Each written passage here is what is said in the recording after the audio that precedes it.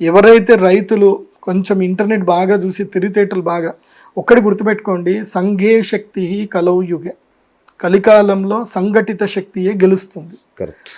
ఒక్క రైతు నేను అనుకుంటే నువ్వు దిగాలు ఉండాల్సి వస్తుంది. 10 మంది రైతులు కలిసి మీరు ఒక సహకార సంఘం పెట్టుకొని మీరు డైరెక్ట్ బయ్యర్కి మీరు అమ్ముకుంటా అంటే, డైరెక్ట్గా మీరు కంపెనీకే డైరెక్ట్ మీరు అమ్ముకుంటానంటే మీకు మధ్యవర్తులు ఎవరు మిమ్మల్ని డిమాండ్ చేయలేరు. అవును. అసలు ఒక ఊరంతా కలిసి ఒక సహకార సంఘం పెట్టుకొని ఒక కోల్డ్ స్టోరేజ్ పెట్టుకుంటే ఆ ఊరు కోట్లు సంపాదించగలుగుతారు. కానీ మనకు అది లేదే, మనకు అది నేర్పియరే. అవును.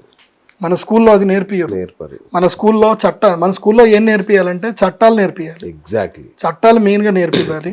మన స్కూల్లో ప్రొడక్ట్స్ ఎలా తయారు చేసుకోవాలి, ఇండస్ట్రీస్ ఎలా నేర్పియాలి, ఎకనామిక్స్ నేర్పియాలి, ఫినాన్షియల్ స్టడీస్ నేర్పియాలి, పాలిటిక్స్ నేర్పించాలి, అట్లాగే అగ్రికల్చర్ నేర్పియాలి. అగ్రికల్చరు నీకు ఏది పంట పెడితే ఎట్లా, ఈ పంటను ఎట్లా పండించారు ఇవన్నీ చెప్పాలి. ఇవి చెప్పాలి. ఇవి చెప్తే లైఫ్ లో సస్టైన్ అవుతారు.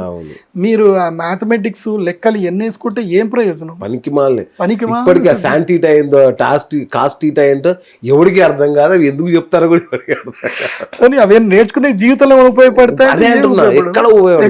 కాలంలో ఎక్కడ మళ్ళీ మనకు కనబడవు. ఏదో ఇస్రో సైంటిస్ట్లకు పోయినప్పుడు వాళ్ళకి ఏమైనా ఉపయోగపడతాయి.